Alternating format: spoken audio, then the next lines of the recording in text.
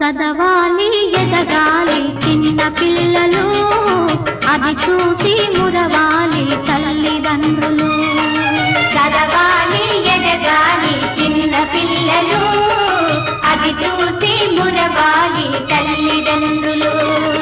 అనుభవాల ఓనమాలు దిద్దుకుంటూ, అనుభవాల ఓనమాలు దిద్దుకుంటూ